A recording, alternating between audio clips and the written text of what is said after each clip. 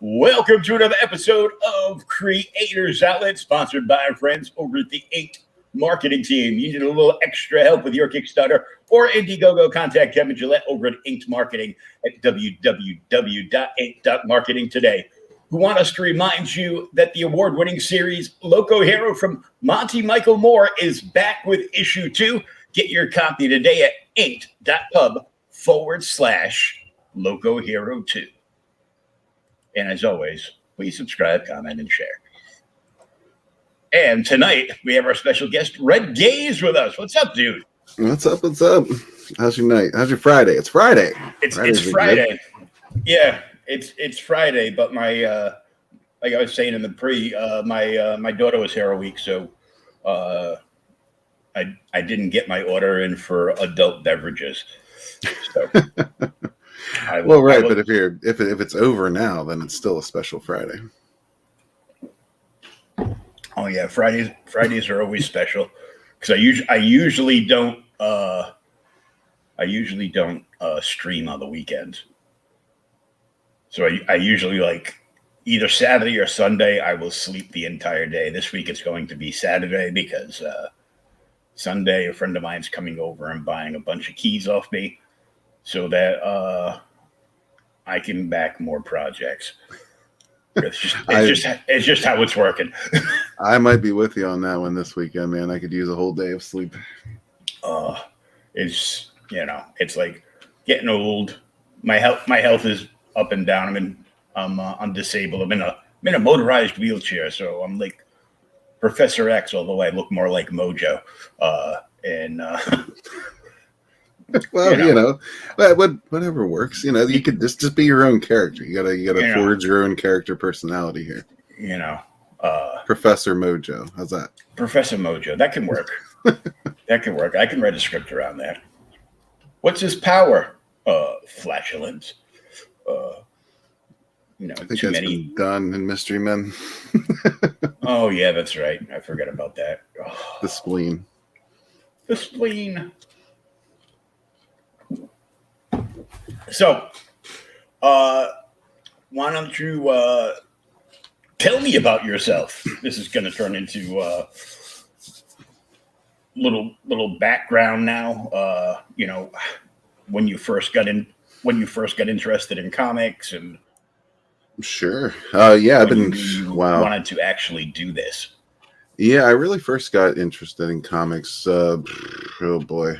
Let's say somewhere around the age of 12 or so.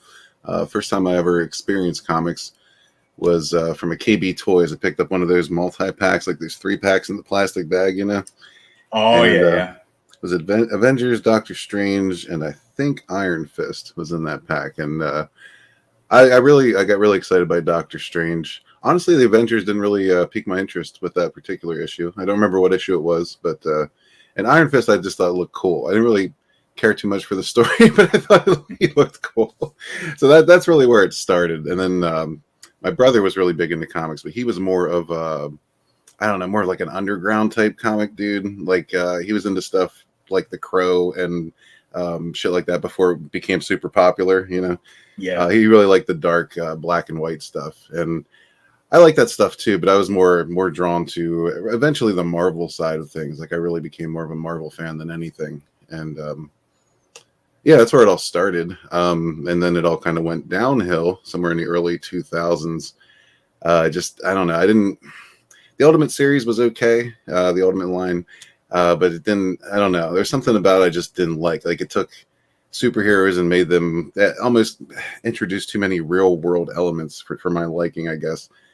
And from there, it just, where it went from there. Like it just got more and more messaging, more crap, more retconning, more rebooting universes, and I just kind of fell out of it for a while until around 2017 or so. The whole Comicsgate thing really sparked my interest again and got me involved, and that's when I started the YouTube channel and kind of got back into things. So, and from there, I've always been kind of a writer on the side. Like I've written some stories, some short stories. I started a novel once, had a hard drive crash after like 20 chapters in, and I gave up at that point because I was really pissed off.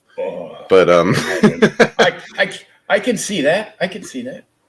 Yeah, that wasn't a fun time. So yeah, that kind of soured me to it for a while. But what really sparked me again was The Last Jedi. Like I didn't The Force Awakens. I had my problems with it, but I was hoping, and no, that those dreams are crushed with The Last Jedi. And that Star Wars was my absolute favorite franchise ever of all time.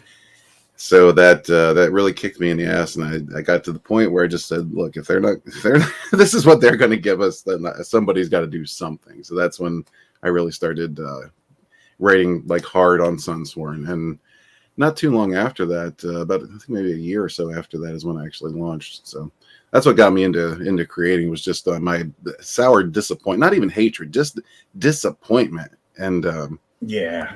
it's just disgusting where the state of entertainment is. And I feel like we need even more than comics. Like, comics are great. I love comics. I love reading comics. I love writing comics. But we need more, man. We need novels. We need short films if we can make them happen. We need to really start growing this thing in a big way, because the mainstream is just nose down forevermore, it seems. Yeah. I mean, I got rid of all my streaming services quite a while ago. Like, I dropped Netflix back when that Cuties thing was going on. I was just like, fuck this. Oh yeah, Cuties. Goddamn. Yeah, that's what a disgusting thing that was. What's up, Pops? Yeah. Someday he'll be able to afford a Red Gaze intro. They're not that expensive.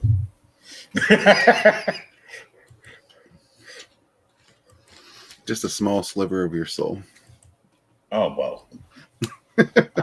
I might have to renegotiate my contract with Mephisto, but I mean, yeah, I'm not the devil. I'm not going to take the whole damn thing. I'm not greedy. I just want a sliver. Oh, just a slice. Just a sliver. That's good. I'm good with that. So you got into Comicsgate because that's where you felt the best work was being done. That's where I felt the most hope lied. And yeah, a lot of the early stuff I saw coming out of Comicsgate looked really good. It looked really promising, and I was, I hope for the best. And I think we did end up getting a lot of good stuff out of it. There's a lot now to choose from, but there's still some really good stuff. You're gonna have ups and downs anywhere, but there's definitely a lot of really great creators like putting their heart and soul into these projects and really focused on quality. And that's why I really focus on the small creators when I'm promoting, because I mean, first of all, the big creators don't need our help anyway. They're doing just fine. But when I see small creators that are just doing something that looks fantastic and they're getting absolutely no traction, no exposure, those are the guys I focus on, because I really would like to see some of these small creators rise, who are just, I mean, a lot of these people have day jobs, some of them have 2 day jobs and they're still doing it. They're out there trying to push their YouTube channels, trying to get the work done. It's a lot. And I don't think people realize just how much goes into doing the things that we do. Yeah, it's nonstop. I mean, I started writing again 6 months ago, and I'm working on 3 short stories and a full length thing that could go on for quite a while. And I just finished like the first draft of one of the darker stories, and I'm just like, I'm wiped. I'm just like, the first thing I did was, because I'm doing it on whatchamacallit. I'm just doing it on like Google Docs, and I made sure to set everything so auto save everything, every letter. It's auto save. Oh God, yeah, that's a lesson I certainly learned. Holy shit! I'm just like, I will never not back up anything ever again. I'm like, it's like, well, you only have to save like every few pages. No, you have to save every letter. Every keystroke has to be automatically saved. It's, there's no ifs, ands, or buts. I know, because the server for Outright Geekery crashed more than once, and then the site grew too fast, and we blew up the site. It just went kablooey, and Ouch. the the owner of the site thought, because he's an IT guy, that he could go in there and finagle stuff. Well, when he finagled it, oh man, it's like when your little sister doesn't think she needs to put, oil in the car ever. Right. And, you can hear the engine knock from 2 towns away. And I'm like, oh, just terrible. So it just had that monstrous lockup. Yeah. But speaking of great creators, there's one right there, Miriam. She's the artist on Sunsworn. And she's also got a great book of her own. Bonds is fulfilling very soon, like in the next couple of days, and it's going to be beautiful. Well, Miriam wants to come in. Just give her the link. She is in Slovakia. I think she's in bed right now, but I will send her the link. Oh, okay. Just in case. Yeah. Don't get out of bed or anything, but.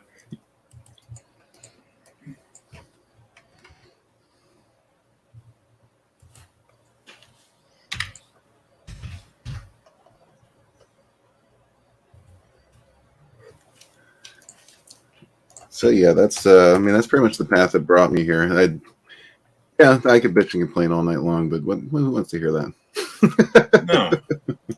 No. The second half of the show will just be us, ragging on Sugar Chris, and oh, I'm down with that. Chris was giving me shit in his chat today. I couldn't believe it. I know, I was there. I saw you.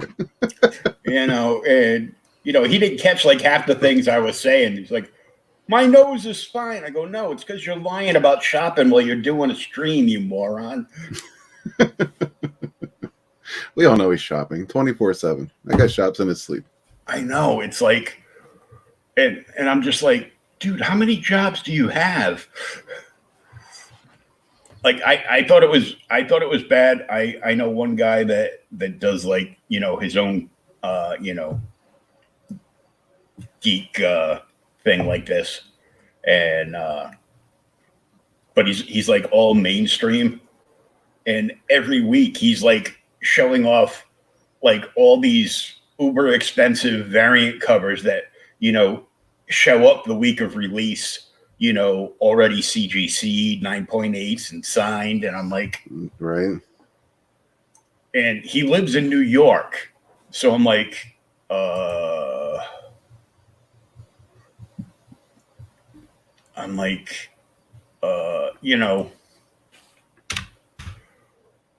what do you do for a living? Because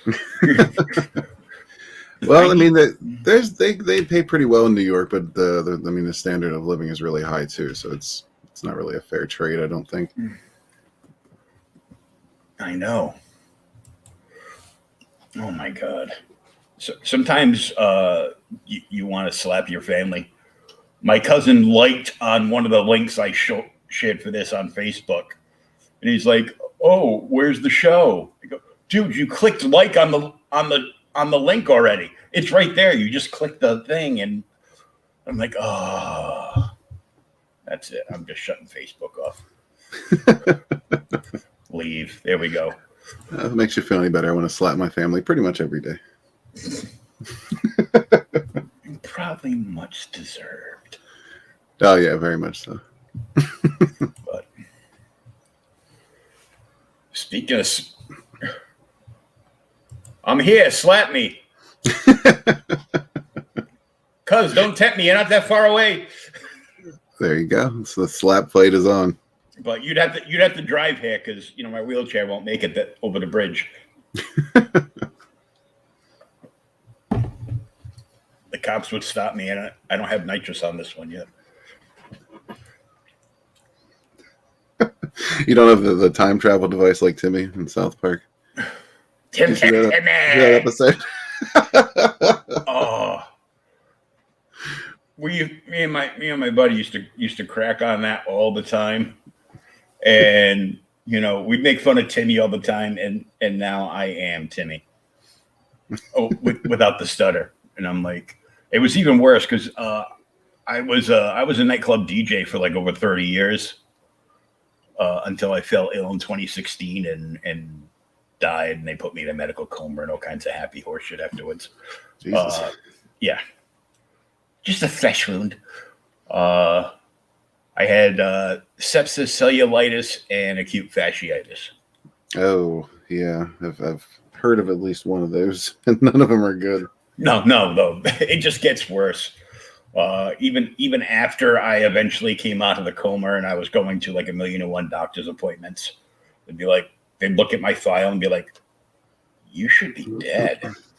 I'm like, That's yeah, a pleasant well, thing to say to someone. well, they had to do a tracheotomy on me because I couldn't breathe and on my own. And one day I was hallucinating on a double morphine trip they had me on, and I thought I was the Joker and I was murdering Harley Quinn, ripping her throat out. Harley Quinn looked suspiciously like my kid's mother, and I thought I was ripping her throat out, and actually I was ripping out my tracheotomy and throwing it across the room. Oh, shit. But I was fine. I was breathing fine and everything, and but like 50 doctors all came in because everything was like alarmed up on me. I can imagine. I kept trying to escape. It was I'm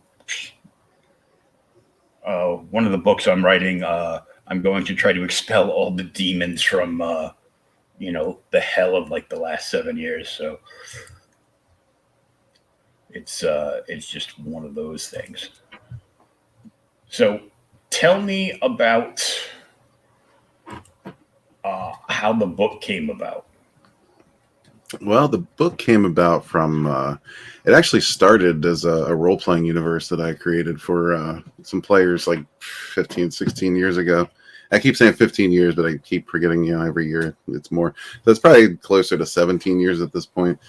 But yeah, that's really where it started. I don't know if you've ever heard of Mutants and Masterminds, but that's the system that we were playing at the time. And it's kind of like almost a superhero setting in space, but tweaked a little more toward the sci-fi end of stuff.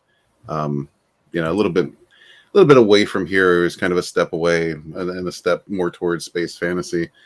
But so I basically took that setting, which has just been sitting on the shelf collecting dust for how many years now, and dusted it off, revamped it, revised it, made some new characters, and just got to writing because that's really where my passion is, in the space fantasy. Like I love fantasy, I love sci-fi, but where they mix, that's really what I love. That's why I was always such a Star Wars fan. I just love that mixture of the two.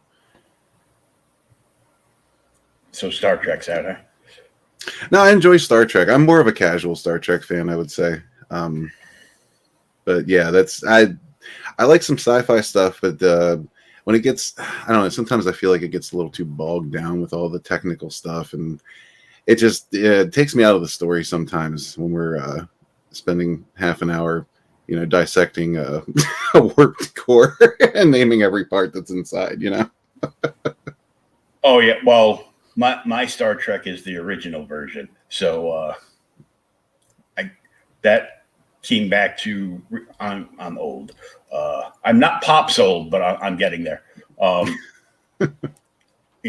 grew up. I was a little kid in the '70s, and that had just made the big comeback to like syndication, as well as the Adam West Batman TV show. Right. And the first time I saw that, all the vibrant colors, and the first episode I saw had the Joker in it, and as you can see, it might have had a slight effect on me. Oh yeah, I love the original Star Trek as well, and that's probably I probably appreciate that more than any of them because of that aspect. It is a little bit more. It's a little bit more fantasy because all the different planets they went to, there was a lot more, I would say, social interaction and social conclusions to things that are going on rather than, like high tech sci-fi solutions. Yeah, it's like, whoa, you're dying of a disease. We're just going to make you a robot. Oh, wonderful. Right. I'm like, the third episode into Picard, I'm like, oh God, they're going to put him into a data body. I didn't even make it through the first episode of Picard. That was Um, quite enough. About 15 minutes in. I was just like, all my friends were like, sharing it. And I'm like, okay.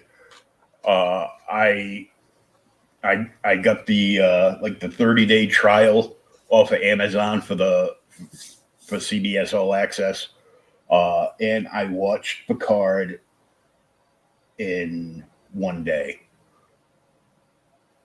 I like just binged it in like 10 hours, and I was done. So you're a bit of a masochist, huh? Yeah, kinda. It just, it's what I do. I understand. You know, whips, chains, paper cuts, and lemon juice. The fun stuff. Right. So, since we are talking about the book, we shall bring the book up. There it is. And is this still in demand now, too? Yep. That's going to be in demand for a little bit yet. It's going to be fulfilling in October. We are about, let's say probably about 70% done with everything. All the prints and everything like that are all finished. It's just the comic itself that's being worked on at the moment.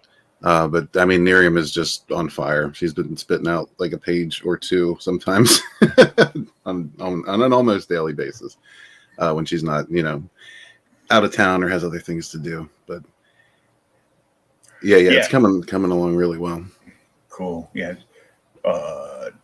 As of now, 211 backers. 13,280. Yeah, man. I'm grateful for every one of them. It's pretty cool. Well, I want to take a look at I've seen the trailer, but I've only seen the trailer on other people's shows, not on mine where I can blow it up on my big screen.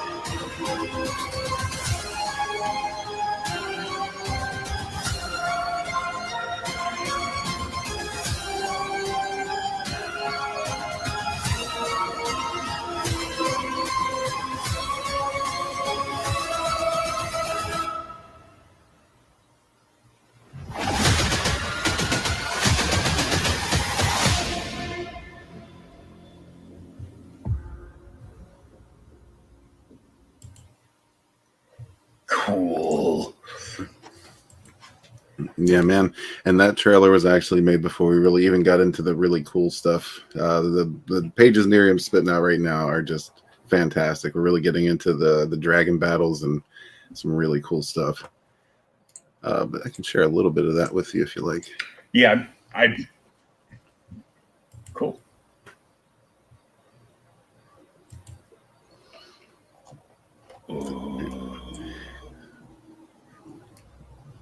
So these are some of the more fresh pages and freshly colored as well.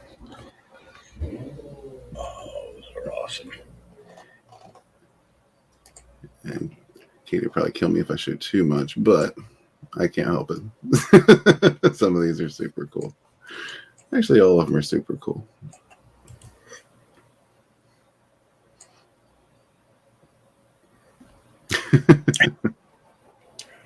I think the bed is winning. Probably. It would win for me. Yeah. I'm like, if I could move my entire computer setup and put it next to my recliner, I would put a swing arm on the screen and be like, aren't you going to sit at the desk? Why? I moved everything over here so I could just sit in my bed and do it. Because I'm lazy and my bed has a remote so I can sit up and elevate my legs at the same time. Oh yeah, who doesn't want that setup? Yeah, I get the 0G bed because of the problems with my legs and all the surgeries and stuff. Right. Of course, it's not doing me any good because it's piled high with stuff from a 22-foot long trailer, a mix between comics, art, and case upon case of DVDs. Since my LCS has pirated my shelving, they did that when I was dead to the world from the house I was renting at the time. Wow. And they're like, well, because everything had to get moved out of the house anyhow. They're like, well, instead of putting these in storage, I can put these to good use in my store. And I was fine with that. I don't care. Right. It's not like I was going to do anything with them at the time. But I have made room in my loft here for one. I got like a 2,400 square foot loft. Well, that sounds pretty cozy, actually. 150 long boxes, an uncounted amount, but a lot of short boxes, and then bins filled with action figures and toys and collectibles. And yeah, I am my own comic shop. Yeah, sounds like it. I'm going through just like selling stuff, and I had to put a halt to it because I was in fake book jail. Thank you, Mr. Fuckerberg. I barely even touch Facebook anymore. I just can't stand it. Twitter's bad enough. Yeah, but I was doing like all the auctions over, like all like the dollar auctions over there. And once in a while, I look, I go, oh, I think this book is something, and I'll look it up and go, oh, it is good. Pull it aside, sticky note with the price on it. People are like, do you have any of this? Yep, I'll put it up next auction. Okay, thanks. Put it up, and I put the actual price on it. I don't want to pay eBay prices. I go, oh, so you want me to put it up for $1? Yeah. Yes. Fuck off. The bed didn't win. Yep. There she I is. just decided to come and save you. Always saving the world. No, not really. I just decided to come and scold you alive because you're showing too much. Oh. I'm just kidding. Take my pages down now. Well, technically they are not pages, so.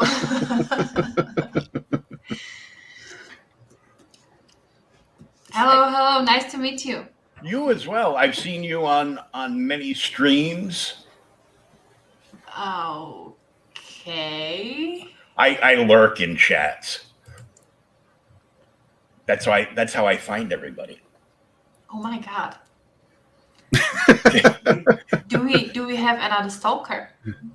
He's not that kind of stalker. No. Okay.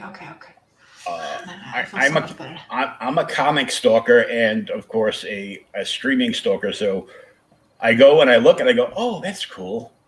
Wow, I'd really like to have them on the show. And then I ask, and and then people say, yeah, sure, when? I'm like, really? Cool. I actually, I mean, I might even be accused of stalking you a little bit because I really enjoy a lot of the comments you leave on Twitter. Oh, okay. Oh, yeah. And that's how the circle closes. Yeah, because this man speaks truth to power, and I like it. Yeah. And I roast the hell out of Sugar Chris. So. Oh yeah. Okay, now you're out blood. You're out blood. You're allowed to hang out with us now. Woohoo! Yep. Yippee! I sent. I'm sure you saw the meme when Conor McGregor broke his leg in the Oh, fight. Jesus! No, Oh, please don't show it. No, please don't show it again. No. Somebody took a still of that, and photoshopped it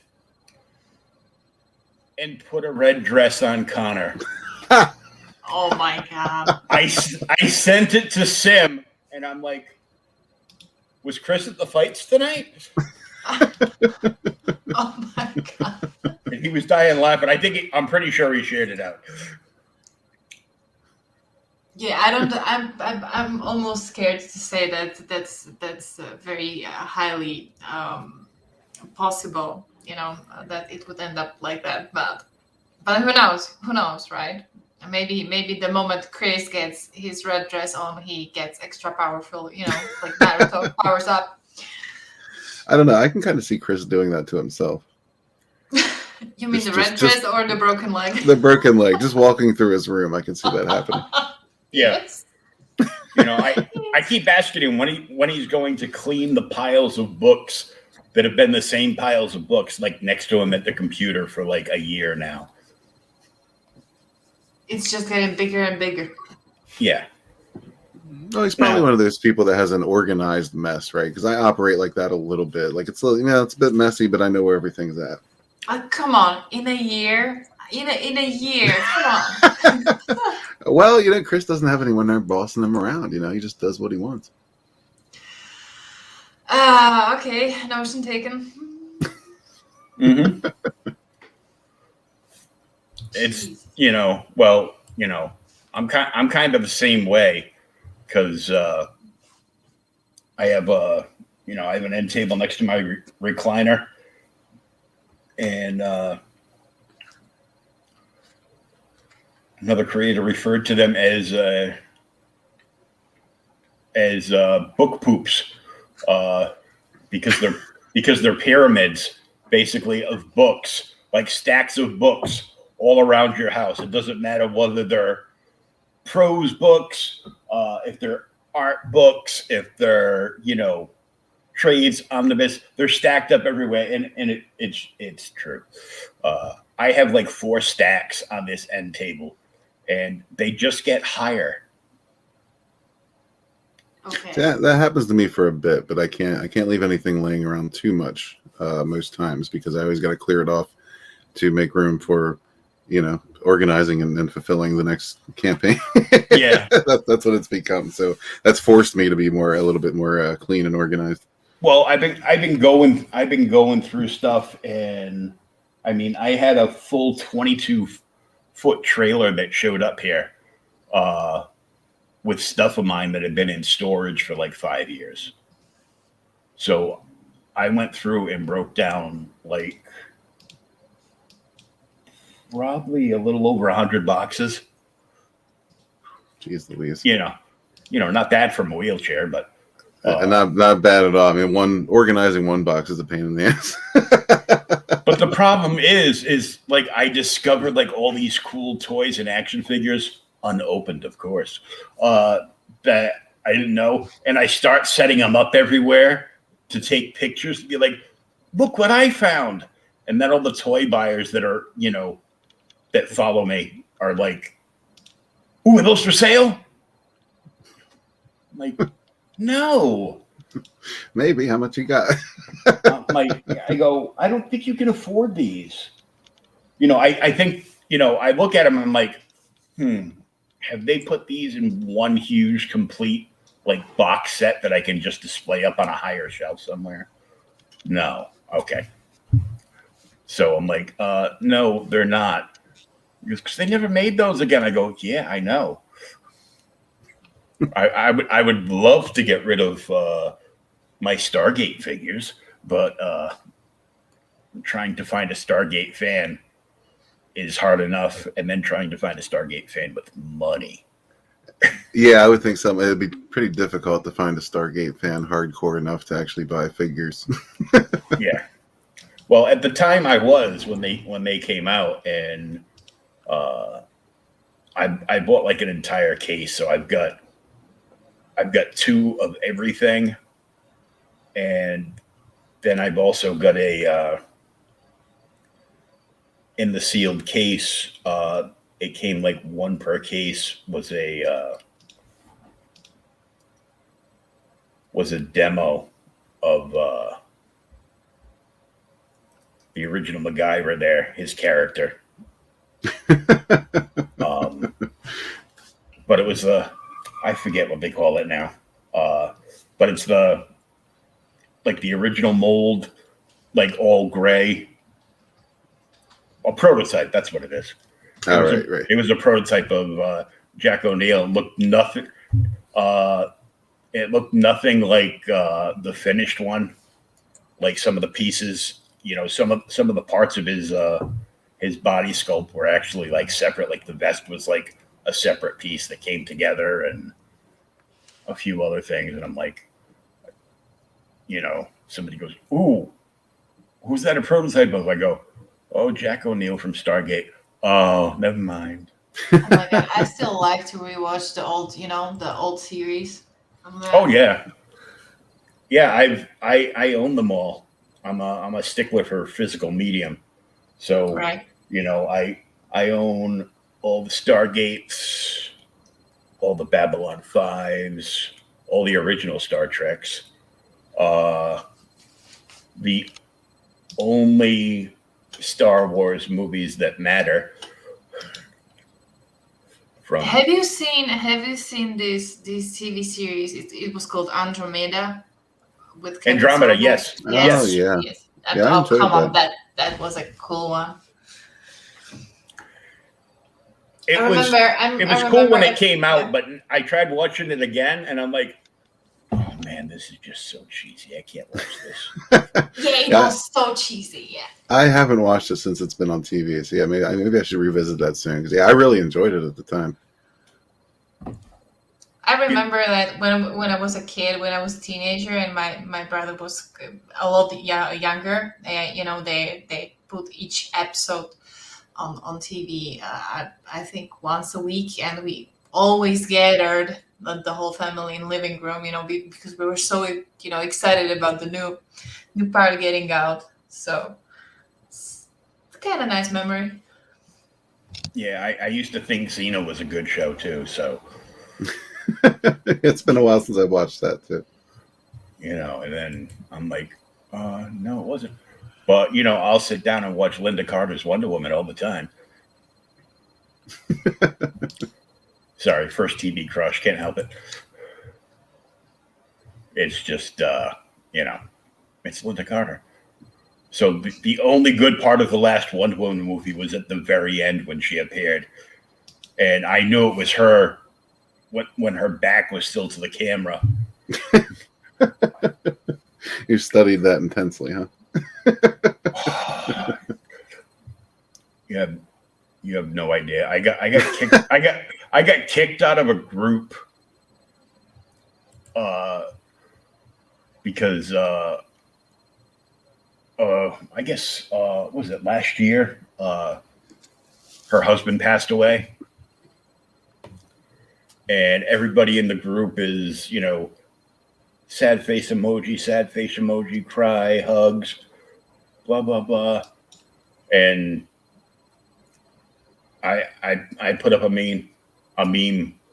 Wow, I have a chance now. Oh, man. I'm like, The dark humor didn't go well.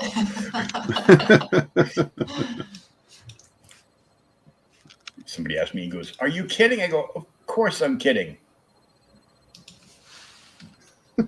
Maybe." So, Red Gaze Studios. 52 pages, full color. Yep. It's going to be somewhere between 52 and 60 is where we're going to end up landing. Yeah, we pretty much started with a script that was somewhere around 46 to 49 pages, and Yeah, the original script was 48. yeah, 48, and yeah, I started drawing it in a way like, nah, this needs to be expanded. Nah, we're gonna make this bigger. Nah, and that's why we kind of established that it's gonna be like 52 plus, but yeah, it's not gonna be 52 plus. It's gonna be more. I always like hearing more. Yeah, more is good. Yeah. Yeah, it kind of depends on the tone of the voice, right? Yeah. That's a good point. Yeah. And depending on what's happening at the time and who's doing it, sometimes Sure. more is not a good thing. So this is the first book in the series. This is a comic that's in between the first and second novel. Just takes place during those or these events take place in between the events of the first and second novel. I just want to do each of these comics as just like a standalone, separate story that can be enjoyed on its own or enjoyed as part of the entire series. So you have graphic novels in between actual novels. Yep, that's the plan.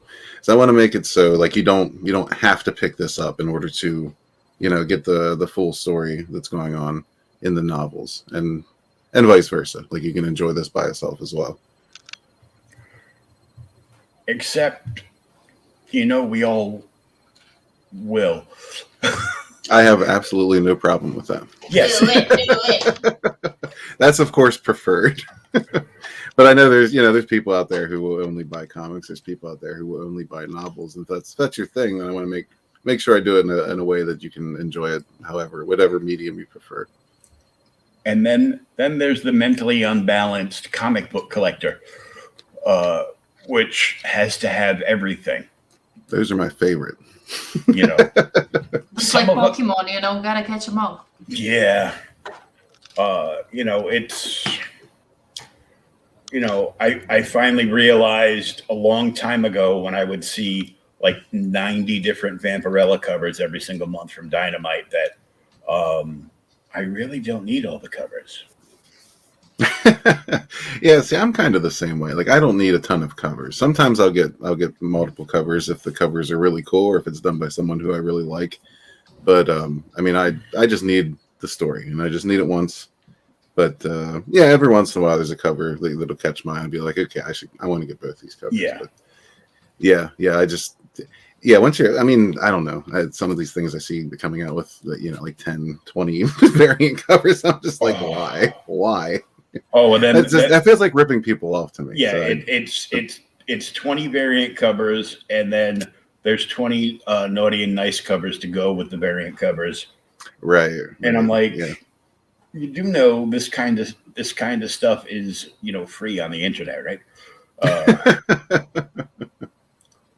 Well, apparently not a lot of people know that because they're big sellers when they get the tits out. Oh, I know. It's and hey, I'm all for it, but big fan of boobs. Yeah, well, who isn't a big fan of boobs? Even most women I know are big fans of boobs. Of course. Moobs, not so much, but boobs, yeah. Right. Nah, both are cool. Not for where I'm sitting. I was about 600 pounds 3 years ago. Damn. I am now about 455. Oh, congratulations, man. That's a lot. Yep. Yeah, I like crapped out an entire person. And I didn't exercise. All I did was change my diet. I don't know You're gonna if say all you anybody- did was crap. I don't know if anybody told you, but the diet is like 80% of the thing. So Yeah. Well, most of my diet ended up being salads with with like chicken or steak or something in them, and the salad part is what made me crap out the other person. But when I first came home after like almost 3 years in a hospital, I was depression eating. So they found that I had PTSD, severe depression and anxiety, and so I was depression eating, soda, beer, lots of beer. Yeah, and soda's a big one, man. That'll fuck you up. Ice cream, potato chips, and sandwiches. That's it. And pizza. And I'm like, nope. Switched over. Went healthy. I'm diabetic type 2, so all that other stuff wasn't helping me. Right. I switched. Salads, chicken. The most I eat in a meal is breakfast, which is supposedly the most important meal of the day. Well, that and it'll wake me up so I can start working to do more content and get stuff read. And write, yeah, that too. The most I have is every day I'll have like 2 eggs, 2 sausage links, 2 pieces of toast, and 3 cups of coffee. I have a question for you. Is it like something you need to force yourself into, or after the time you kind of got adjusted to the point where it feels natural? That's like my natural breakfast, and I have like a Greek yogurt. I have like a small Greek yogurt every morning too. That's like my big meal. The rest is like a small salad. Sometimes I'm like, I don't feel like making anything. Give me the shaker cup, the protein mix, and like a gallon of milk, and I'm good. I'll make like an Because I 8 kind of remember when I was also trying to lose some weight, and well, it's doable, right, when you change your diet. But the problem is, like, if you like food, if you like particular food, for example, I just love pizza, right? Mm-hmm. It's sometimes it feels like torture. That's why I'm asking whether Oh yeah. It is torture. I love ice cream. Yeah, me too.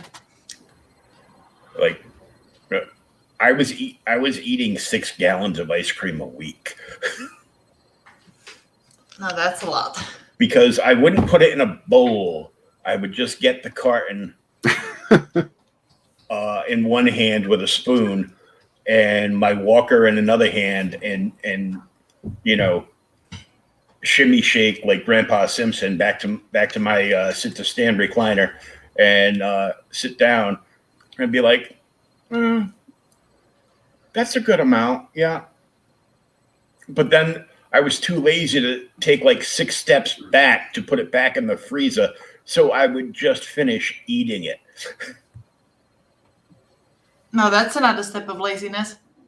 Yeah, it's. But I would do the same. And and then I get mad at my daughter for being lazy, and I'm like, oh, there you go. You must get that from your mother. It doesn't get it from me. She's like, really, Dad? Really? Mm-hmm. And I'm like, yeah, good point, kid. They don't fall for stuff once they become teenagers. It's terrible. Come on, they don't fall for stuff even when they are kids, but they really can't talk back. That's the problem. But so, Miriam, tell me how you started in your artistic career. Oh Jesus. Yeah. I got born, and that's pretty much it. Wow, No, what a no, compelling story. No, you would be surprised. You would be very surprised. But my first piece of art is connected to probably my second or third year of age, and I kind of remember being in kindergarten. The afternoon nap that all the kids have. I didn't get it. I remember sitting behind the table and waiting for my grandma to take me to the primary art school, because like other kids, they were just playing, and I really wanted to draw, and so they signed me up for the art school. So I think it was every Thursday or every Friday or so, just once or twice a week, I went, to get some professional drawing as a kid. So yeah. But if you're asking me about the comics, yeah, I kind of joined the whole community just last year, somewhere in a span of summer, autumn or so, and I met Red Gaze somewhere. Was it October, November, October? I Right? think it was the end of September. Okay, my memory is really bad. So yeah, we got to know each other. He's helping me with Bonds, with my comic, and I'm his lead artist for Sandstorm and some other, single shot pictures and things like that. So that's pretty much it. I mean, whatever I was doing throughout my whole life, I always kind of returned to drawing and to creating art. So maybe that's the whole career. I don't know what you would like to know. So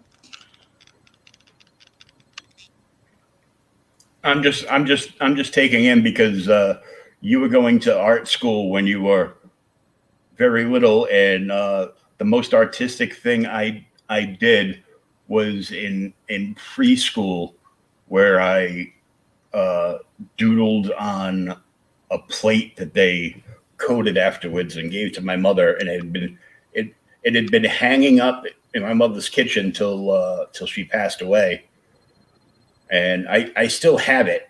It's told you I was old. It's from 1972.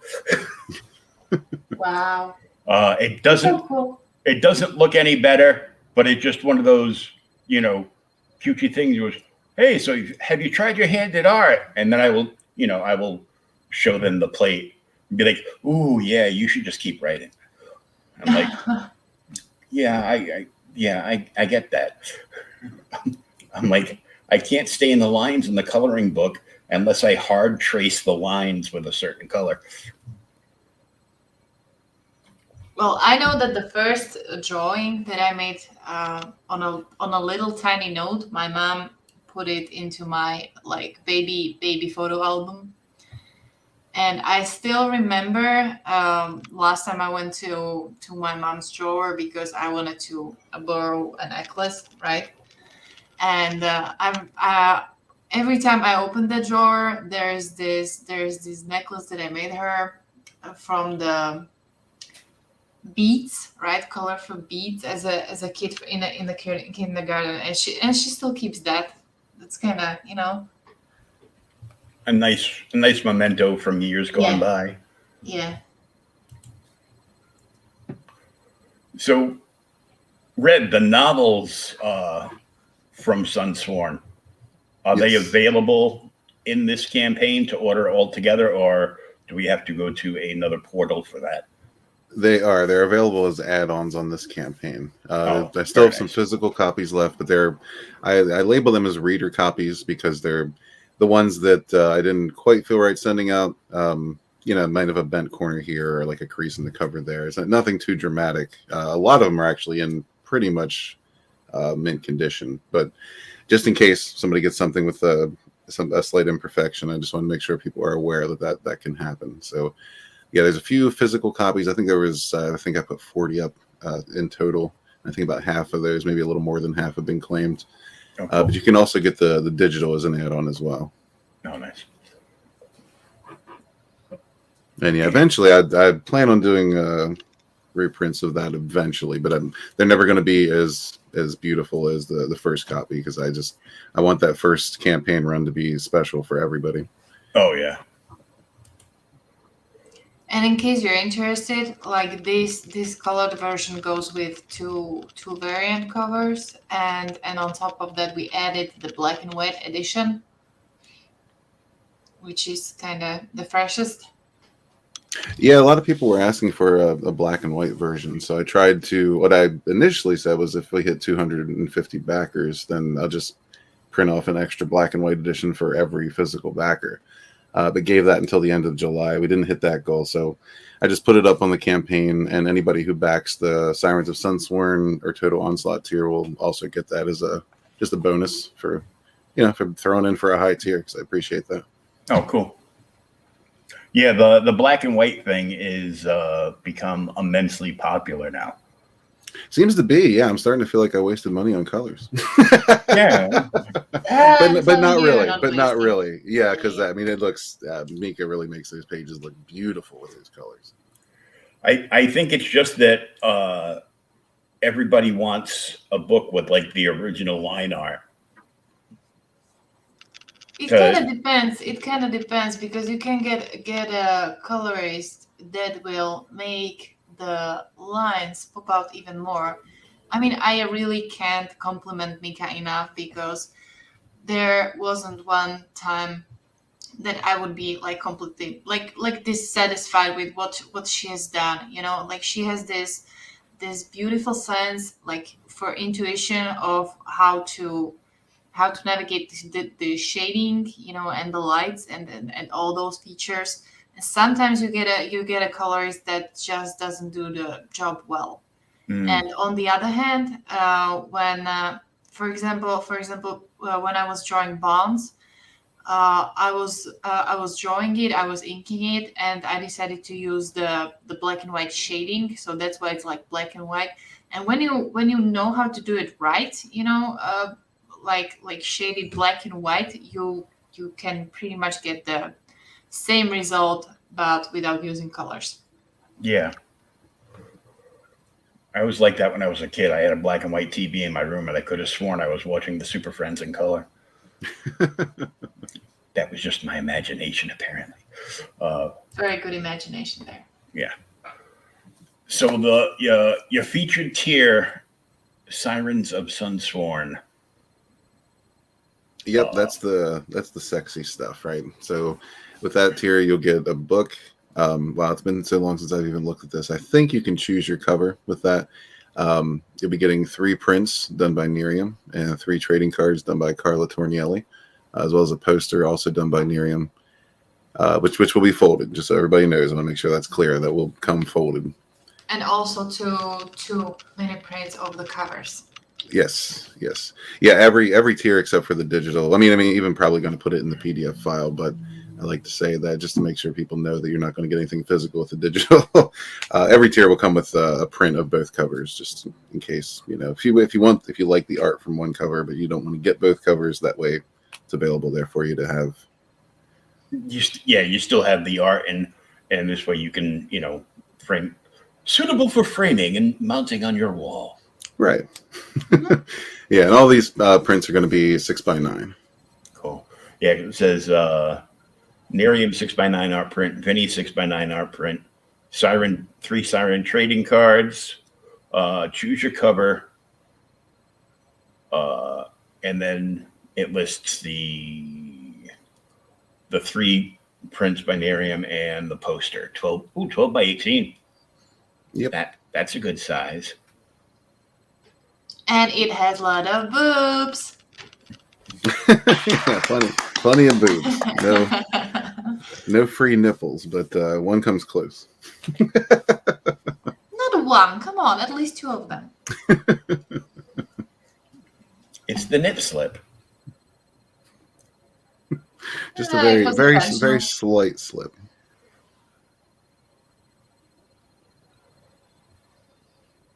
Because yeah, I wanted to keep it classy. But yeah, both the covers on this are just fantastic. Like both Vinny and Miriam blew me away with this stuff. I think you mentioned that you want to keep this franchise PG. How much? Yeah, maybe up to PG-13. But yeah, I do want to keep it in that ballpark. Yeah, so I don't want to have exposed breasts or buttocks or anything like that. I know you can get away with an ass here and there in PG-13, but I don't even really want to bring that in. You know, just in case kids get a hold of it. Like I can see kids digging this, you know, and I want to make sure they can enjoy it without their parents slapping them across the face. Like that wouldn't happen anyhow. I told you not to touch my comics ever. Okay, well that scenario could happen.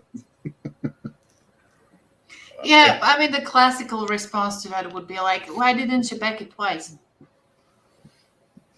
Yeah, tell them, kids. Tell them. And now I'm hearing voices in the back of my head of people from other streams. Yeah, I just backed that twice because I wanted this and I wanted that and I wanted 2 of the patches. I wonder who the patches could be for. Yeah, some folks do, and I mean, I definitely appreciate that when that happens, but it's not necessary. You're going to be getting a killer story at the lowest package here. Mm-hmm. Same story, just depends how much swag you want. Yep, pretty much. Yeah, this cover is cool as hell. I think we should establish a new motto, right? Like we under promise and we over deliver. Oh, that is the model, absolutely. Oh, 100%. So, since I don't know anything about this, who is apparently the bad guy? Would be the dragon with the hood and the diamond claws. Well, if you don't know anything about the Sunsworn universe, that he is part of an organization who there are the mystics in the Sunsworn universe their powers are all based on these primal crystals that I kind of went on the theory, and I even when I was designing the game, like I was using this that you know there's theories that the universe formed through crystallization, right? So I just kind of took that and threw it into a fantasy more of a fantasy mindset, right? So there's Empyrean crystals, and they are kind of like the source of the universe's being, really. So the mystics in this can tap into the energy of these crystals and use them to manipulate things, create things, kind of, you know, a little bit like Green Lantern type stuff, but not like machine guns or anything like that. More simple stuff. Yeah. They can also use it to open up the stream. The stream is kind of like the underlying current around the universe that connects everything. So they can use the stream to travel through teleportation and that kind of stuff as well. So he is what's known as a drag oil. The dragons in this are called Drakor, and they were created by the villain of the last story, whose name was Draken Weiss. And he was just an almost omnipotent wielder of the amethyst. So he was really power hungry, and he really liked to experiment and create things. So he went so far as creating like entire species, you know, that would infuse with amethyst, and the Drakor are one of those. But that wasn't far enough for him, so he even went even further and created these human Drakor hybrids called drag oils, and that's what Kavar is. Most of the drag oils don't really have that kind of intuitive power to use the crystal energy, but Kavar does, and he's kind of he's very devoted to Draken Weiss. He's like one of those extremist loyalist types, and after the war, he was still holding a planet in the Astral Union, and he intends to hold that planet no matter what, because he's just that much of a hardcore loyalist. But he, being a drag oil, he's very in tune with the Drakor. So he's kind of, they call him Drakor Wranglers. He's very, you know, like almost ranger type abilities with these things. Okay. He's very intuitive with them. And so it's not really a control so much as a mutual respect thing he has with them. So he's holding this resource world called Kavos, along with just a small army of these Drakor. And so he puts out a message to Aster Sunsworn, who's in the center there, Trip Vengeance, who is an emerald wielding mystic to the left of Aster, and basically lets them know he's pulling them in, luring them in because he wants vengeance for what happened during the war. So that's really where the story begins. These characters will be going. They'll still be taking Ginny's in along with them to try to liberate the planet because the war was very disastrous for the entire galaxy. So they really need the resources on that planet to rebuild. So that's what they're going there for. They want to retake the planet, but while they're there, they also discover that he's holding someone else of great importance, a lady by the name of Reyna, who is also a mystic, and the Disciples of Ul were the emerald wielding organization. You better tone down a little bit because you're going to tell them the whole plot. Well, no, not that much. Anyway, they suffered a lot of losses during the war. I'll just say that. So when they find that one is still alive somewhere, it's a matter of great importance. They want to rescue her very much because she can be integral in helping rebuild the galaxy. They want to save her because she has boobs there. She does have a nice set of boobs too. Yeah. I miss my job.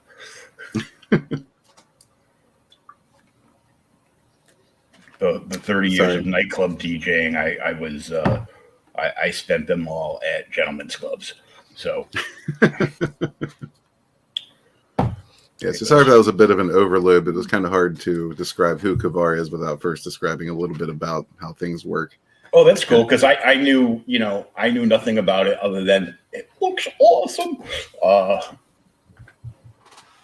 And the bits and pieces I've heard from this stream and that stream and 10 others over the last year. Because I'm so busy doing all kinds of things that I can't sit down and watch an entire stream, but I try to watch right. Some I like to go in and comment and Well, I'm gonna give you a recommendation as a non-native speaker. So it was a little bit of challenge to get through the novel. I enjoyed it. On top of that, I'm not that much of a science fantasy fan, maybe as the two of you are. So I was just going with that with a little bit of caution that maybe I will like it, maybe not. And to be honest, after a few pages, I was completely I even went to take a bath with the book because I just couldn't stop reading. So yeah, really, really catching. And to be honest, without the book, I wouldn't be able to pour myself into this comic as I have, because I mean all the stuff that Brett described in the book really helped me to visualize the planet, the relationships, then Kavar himself a lot better. Without that, I wouldn't have the connection. It would be just some dude in the cloak, just some set of dragons, just some planet, and now it kind of fits like a puzzle. Yeah, it fits together because you've been immersed so much into the novel. Yeah. Yeah, and I've actually heard really that high praise from somebody that doesn't like this stuff at all. Yeah, absolutely. Yeah, I've heard that quite a bit actually. I've gotten some pretty decent praise from some folks about the novel itself and the story. And yeah, just blown away by it because obviously you think when you're creating something you think it's good, right? But I passed this around to a few people who I know, right? But can you really trust their opinion? So once you start getting opinions from people that you aren't actually, friends with in real life or don't know, and people just reading it for the first time who knew nothing about it, and you're getting some really good feedback, it's really helpful and really, really makes you, it's I don't know, it's heartwarming.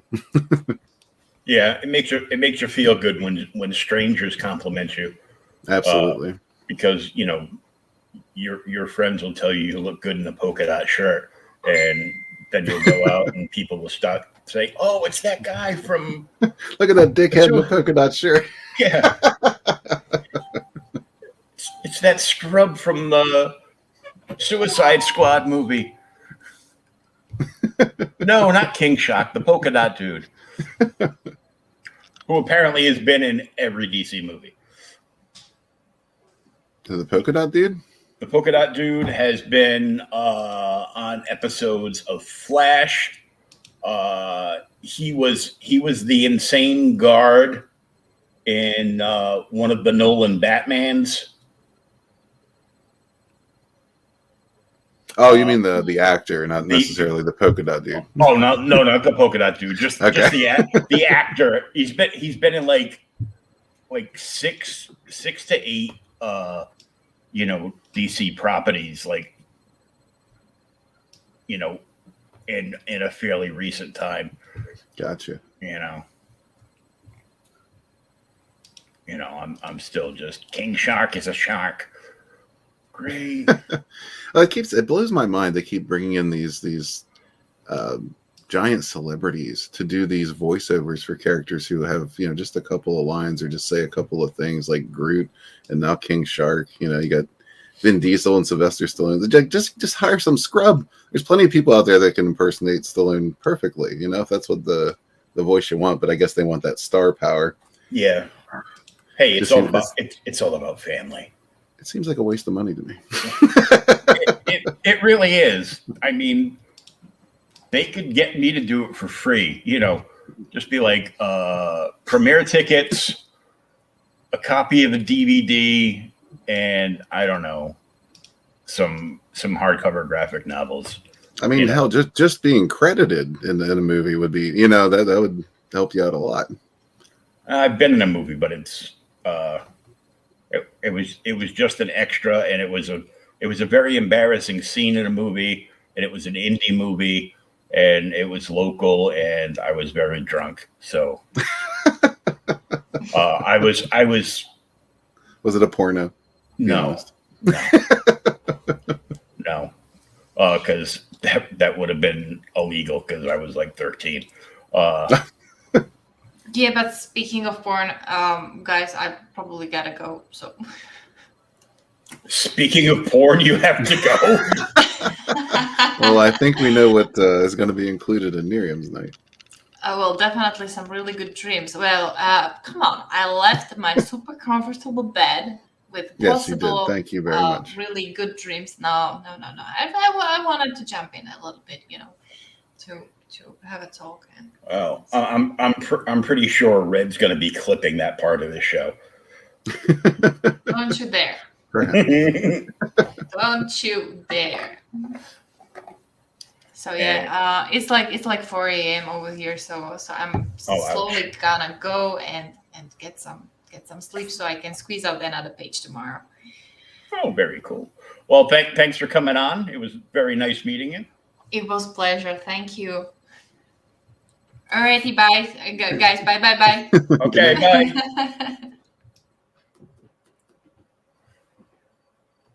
That's a quote that I'm not going to forget now. It's weird because I'm sure probably at some point in my high school / college days, I probably said that.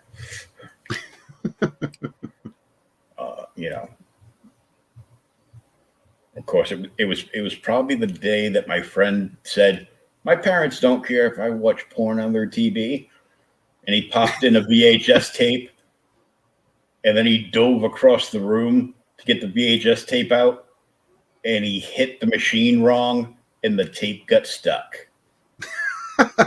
Oh, I hated when that happened. That was a bitch. Yep. So that would have been, "You're watching porn?" Well, speaking of porn, I got to go.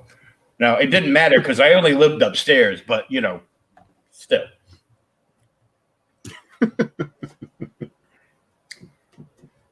Let's see what we got here. Both covers and prints Yep, yep. That's Vinny and Miriam's cover. I thought about adding a tier with adding the black and white as well, so you would get three. But that's an add-on. So if you want the black and white cover as well as both covers, you can just tack that on as an add-on, and there won't be any extra shipping costs or anything like that. Oh, speaking of black and white, a color and black and white, $50. Yep, yep. That'll be the main cover in black and white. Yeah. So you get Miriam's cover, and then you get the both prints of both covers and the black and white. Yep. That's it's a good deal right there. Yep, shipping remains the same. That's why I do those double book deals sometimes, because just keep shipping the same price all around. That way you don't, if you want 2 books, it's not going to cost any more shipping really to do that. So. And Total Onslaught. This is a big one. Yeah, this is the big one. Everything in the Sirens of Sunsworn tier. You can choose your own cover. You get the 3 Sirens prints, the 3 Sirens trading cards, the poster, as well as a T-shirt with. We have 2 different prints you can choose from for that. And I think, I feel like I'm leaving something out. Well, the 2 prints of the covers, of course. Yeah, the 2 prints of the covers. Choose your cover. Choose your T-shirt. Siren art prints by Miriam. Set of 3 trading cards, and the 12x18 poster. Yep, and the 2 T-shirt prints you can choose from is the poster print, which is the Sirens on the foreground with a dragon head in the background, and the main cover is the other print you can choose. Oh, cool. Yeah, and as far as stretch goals, everybody's already getting 3 foil trading cards. We reached that goal. You'll be getting a die-cut sticker, and here I go, forgetting stuff again. I think there's one more thing that we unlocked. A slap. Could be a slap. It could be a slap. Those are reserved for Sugar Chris in a red dress. Oh, no, that's what I'm forgetting. Because the very first stretch goal was 1 foil trading card. The second was the die-cut sticker. And the third was two more foil trading cards. And we're not that far from unlocking the 4th, which will be a round magnet of Vinny's cover. Oh, cool. I like magnets. I still haven't... I had, 2 full sets of the... some of the classic, older, Bronze Age, DC covers as magnets, and paid a lot of money for them, and they disappeared. I think somebody swiped them while I was in the coma. But yeah, unfortunately that happens. Yeah, magnets is one of the stretch goals I really enjoy, because they can just go right on the fridge. They don't take up any space. Yep. Yeah, it's great. I love magnets because even the ones that are just barely sticking onto the fridge because they're not very powerful. It's it's still just I'm geeking out my fridge. I don't care. Right. Man, the colors right here and the crystals are amazing, dude. Yeah, Mika. That's she's from Barbusco Studios. Her and Eddie are a husband and wife team. He's an artist. She's a colorist. Yeah, she's been coloring the pages for us, and wow, she's just blowing it away. On the second panel, I added more fresh art because I thought maybe people were getting a little tired of seeing the same thing. So I updated the next panel with some more some of the newer stuff that's come in, so people can see the progress we're making. Yeah, just like little flakes of amethyst just floating off, and and center stage left, the booty. Yeah, gotta have those gratuitous ass shots here and there. It's fine to be clothed. It's right. I mean, it's even better. All these kids with the interwebs, they have no imagination anymore. Right. Yeah, I figure a bodysuit would fit her nicely.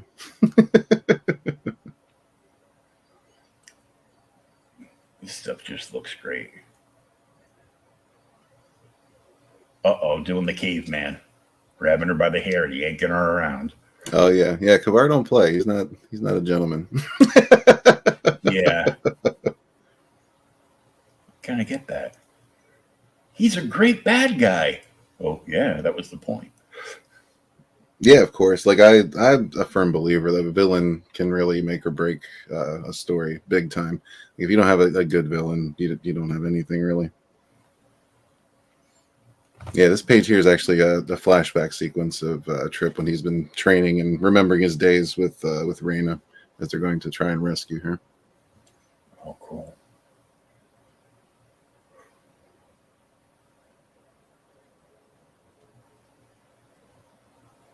Oh, I like that ship.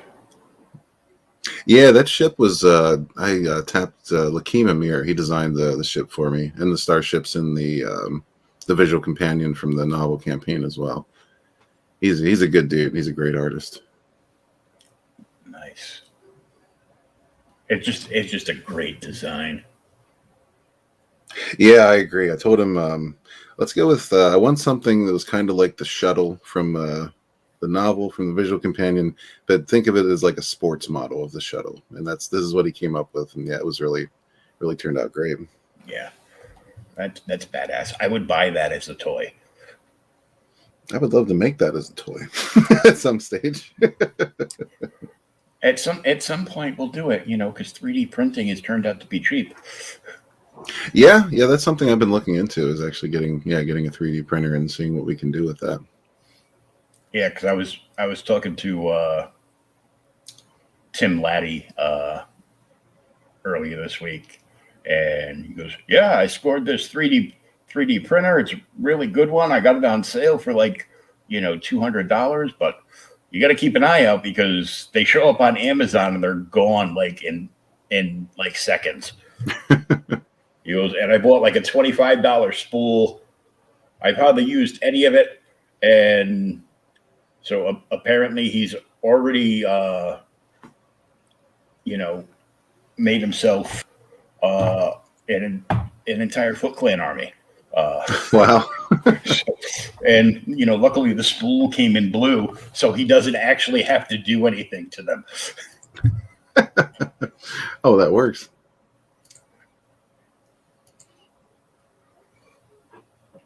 Tier art merch prints. Yeah, I like both those covers. They're great. Yeah, they're absolutely phenomenal. Like I want Vinny to have something to do with every campaign I do because he's just great.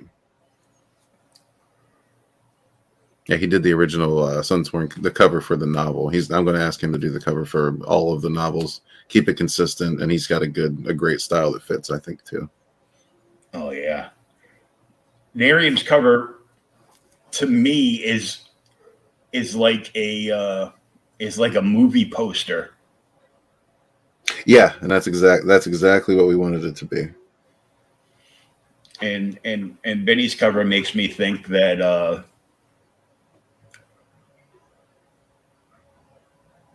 your main hero here has stolen Thundar's sun sword. Well, that's called a soul blade, which is basically what it is. It's a hilt that contains a miniaturized star that powers it. So it kind of is like a fire sword / lightsaber hybrid. But the yang of that is wielded by the villain, who is not in this story. He's in the main novel. His name is Vorath. He has something called a void saber, which is more or less a weaponized black hole. So when those two connect, it's kind of like unstoppable force meets a movable object, because it's like the ever present and pumping energy of the soul blade versus the devouring just feeding frenzy of the void saber. Oh yeah. I basically equate everything to 70s, 80s, and 90s cartoons. Oh yeah, I don't blame you. That's where I get a lot of my inspiration. So both those swords together would instead of being from Thundar, that would more be like Black Star. Yeah, kind of, sort of. Because the main sword was split apart, and one's got one, one's got the other. I was always mad that they never made a toy of that sword. I'm mad that they don't make a toy until they make a toy, and then they like, charge a ludicrous price for it. Oh yeah, yeah, they always do. It's these days, man. It just pisses me off looking at these action figures for like $20. I'm like, man, I remember there when a local J.C. Penney's was going out of business way back in the day, and they had all their GI Joes just in this giant bin. It was just this huge freaking bin full of GI Joe toys, marked down to like, I think they started off at $1. And eventually, when they were really trying to push it, they went down to 50 cents. So my G.I. Joe collection went through the roof. Remember, up where I was living before I moved here, because I've been here like about 2 years, the town I was living in used to have a Child World in it. And when all the Child Worlds were going out, I was working for my LCS, and they're like, go over and see what you can grab off the shelf that we can sell. Like, all right. I walked in, they're emptying cases of 1970s Mego Spider-Mans. Oh, wow. But the Mexican editions. Which just means they're not worth as much, but they're on the card. It's the 90s, and we've got Mego Spider-Mans on the card. So, it was a thing. Yeah. Yeah, I never actually owned any Migos. Those were just slightly before my time. That would make me slightly before your time. Ever so slightly, yeah. Yeah, I was born in 78. Oh yeah, we're almost like 9 years apart. I was born in November '69, so good year. Yeah, see, it. You would think that would be a conversation starter at a bar. Apparently, it is not. I actually still have one of the original Mego Enterprise playsets with figures inside, Kirk, Spock, McCoy, and a Klingon. Oh, wow. All original and well-loved, shall we say.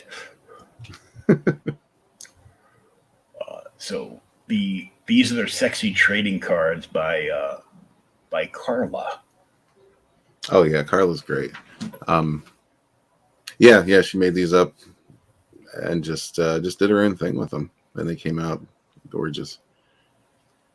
These are all characters that will appear in the book in one way, shape, or form. The one in the middle is Hrala Weiss. She is the daughter of the villain from the novel. But she's kind of coming around as more of a neutral party, more so than a villain. So she makes a short appearance in the book. Yeah, she's one of my favorite characters because there's a lot to her, a lot to unpack still. Sounds like a woman. And these are the sexy art prints. Yep. Same three characters. We got Reyna on the left, Ginny in the middle, and Hrala on the right. Yeah, Ginny, if you look very, very closely, you might see just a hint of something peeking out there. Oh my. Yeah, I like this one on the right, just like the composition of like the purple and pink and the white hues, yeah. Yeah, I love that. That's the first one of these that Miriam did. Yeah, I thought it came out just wonderful. And a closer up of the t-shirts. I love t-shirts. However, I still have not lost enough weight to fit into a t-shirt from a campaign or to have a relationship with a woman. Oh, damn. No, yeah, I understand. I think the company I'm ordering from, I think the highest they go right now is 3X, I believe. Yeah, that's average, yeah. I'm fine. That's why I'm always, being like, are you going to make a hat? Because, I wear hats. And Apparently, I'm in the hat club. I thought about hats, but it turns out, for whatever reason, hats seem to be much more expensive to produce than T-shirts. Yeah, And I don't want to charge somebody, $30-$40 for a fucking hat, yeah, and but I'm a coffeeaholic guy, so I'm like, if there's a coffee mug in, and I like the artwork on it, I'll get it. Yeah, I do have a Teespring store and oh crap, I forget what the other store's called. I don't use it that much. But yeah, I got some mugs on there and some T-shirts as well.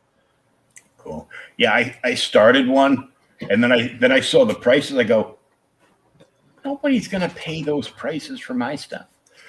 Yeah, well, that's actually one of the things I like more about Teespring is you can bring those prices down. So I brought them down as low as I could and barely make a profit on anything just to try to make them affordable for people. Because I'd much rather just have my stuff out there, people actually wearing it and enjoying it. Yeah. Than worry about a profit from that. Yeah. I'd be like, drop it down where I don't make any money, but people still get cool stuff. And then I'm fine with it. Traditional art by Nerium. Minka, the Dracoda Queen. That is badass. Yeah, all the scenes with her are being drawn right now, and it's going to be amazing. We're going to have a little aerial battle. There's going to be several different scenarios happening, kind of in the same time frame. So it's one of my goals of this book was just to make it just fast, action paced, action packed, fast paced, especially in the middle. And there's action sequences, which is probably going to make up a good, I'd say, 20 or so pages of the book. It's going to be all action. Very cool. I like action. Yeah, I do too. I love action. And then Nerium's really good at drawing action. Oh, that's cool. I'm easily amused, by the way. As it goes from black and white to color. Well, I used to have the crystals get swole. Yeah. It happens, I used to have a GIF of the traditional art on there, but I took that down because the traditional art's all been sold, and I don't want people to get the wrong idea or think that it's still available. At the moment, it's not. I can still get pages? No. Yeah, that's one thing I don't want to do is crush anybody's dreams because I know how that feels. Yeah. Oh man, her line work is amazing, dude. It really is. Yeah, I hit the jackpot finding Nerium.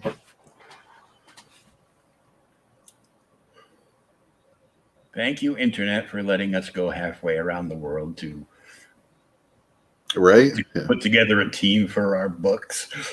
Yeah, I mean, as much as I really just hate the Internet sometimes for what it's done to the world, it really is. Yeah, none of this would really be possible without it. Yeah, we were having a discussion one night, be like, so conventions are coming back. What are the odds that someone is going to recognize someone that talks shit about him for like a year during COVID stand and they're like, hey, remember me? And just lay them out in the middle of the convention floor. Well, sometimes I think that's something we need to go back to. We need to go back to real world consequences for some people who just think it's fine and dandy to treat people however they like from behind a computer screen. Yeah. Remember when there used to be consequences? I remember that. That was a good time. The world was a better place. Oh, it was wonderful. There were consequences for doing bad things and stupid things. And if you did enough stupid shit, you died. Quit putting warning labels on stuff. Just let the natural order progress. I agree. I learned not to touch a live electrical wire when I was 11. Because sadly, there was like an extension lamp above my mother's washer and dryer in the basement when I was a kid. And the wire broke, so she used electrical tape to put put it together, but it never got replaced, and it came apart. So I climbed up in shorts, so my skin was touching both of the metal washer and dryer, and I did not shut the lamp off before I tried putting the wire back together. Oh damn! And it was it was plugged into the 220 amp. So Oh, nice. my hands turned black as coal, and I got blasted across the room. And I was numb for a little while. That is the closest I've ever been to being, stunned by an actual Star Trek phaser. I was like, my mother said, saw my hands go, what happened to you? I touched the thing. And, then I got, boom. What are you, stupid? Don't do that. You're trying to get yourself killed. Oh, no. I'm like, I was 7. What the hell? Leave me alone. Oh, and you got a link in here to preview the first 3 chapters of Edge of Annihilation. That's the first novel? Yes. Okay, cool. Cool. So I can get a jump start and I can read that before I get the book in. Then I can skip ahead to chapter 4. Yeah, I think that's it's actually what a lot of people tell me is those first 3 chapters sucked them in, and that's why they bought the book. So I'm glad I did that. I think that's a model I'll continue for any further novel campaigns. Just make sure there's a sizable preview up there for people to take a look at. So top quality books. So it's perfect bound opposed to saddle stitched. Yes. Yeah. I don't know. Maybe it's just me. I believe that if you're paying $25 for a comic book or graphic novel, it should be perfect bound. It should have great paper quality. It should be, really, I personally, I won't pay that kind of a price for less than 30 pages. Like 30 is my minimum. What I'd like to see is 40 or 50. Yeah. Minimum. Because that's just I don't know. If it's at a certain point, it feels like you're ripping people off. Because I want to see a full size graphic novel. I dropped a whole bunch of. I only get like 4 books. I get 4 books off like regular mainstream, and then I get everything that Dinesh is doing from Bad Idea. Gotcha. But I get that from another store because my store doesn't carry them. And I can tell you, having printed a few books and comics at this point, that perfect bound doesn't cost you all that much more. So if you're shipping out a 50-page book and it's got staples in it, you're just fucking cheap. I'm sorry. I know that opinion pisses people off sometimes. You're not supposed to blast other creators. I try not to blast other creators, but there's certain standards that I think should be expected at this price range because we're paying for top quality books. They should be top quality. I blasted one because I got a top quality book from them, but it came with like a mini print, a postcard art of like one of the characters, and like 2 stickers, and the holofoil sticker of the logo is so small that I didn't see it the first couple of times I looked. And they put they sealed they put the bag and board and they put the book in, and the book is top quality, and it's a gorgeous looking book. However, it came slightly damaged with the top right corner being rounded over because he shipped the book with no protection in just a first class envelope from Hawaii. You know what? And that's a great point too. Yeah, absolutely. When you're shipping these things, they must be protected. Mm-hmm. The last campaign I got full cardboard boxes, bubble wrapped everything inside their own individual plastic, wrapping, just to make sure everything was protected and it's going to arrive as safely as possible.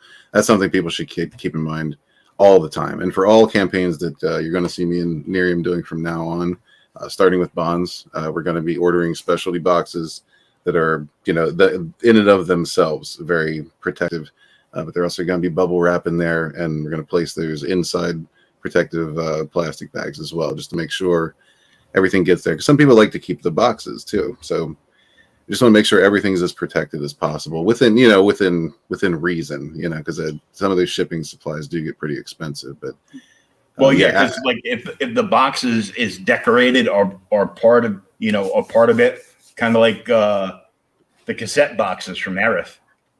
Right. So that's a special box. But even if it's just a box like some of the publishers like Scout has that specialty made box where it's got like the inlays inside the box, so the books don't move around, and they there's like a half a roll of bubble wrap involved, and right. It's really well done. The same with Liberty Distribution does the same thing, and if it's a box like that and it's a nice box, and the postal people didn't play soccer with it on the way over, right? We're probably going to keep those the same way that most of us keep the Gemini mailers that show up if they're not destroyed, and we can peel off the labels that are there so we can reuse them. Yeah, and Geminis are great. If you're using Gemini mailers, you're doing the right thing. Like, you don't have to print custom boxes or anything like that. Just make sure the stuff's protecting. That's a real big pet peeve of mine.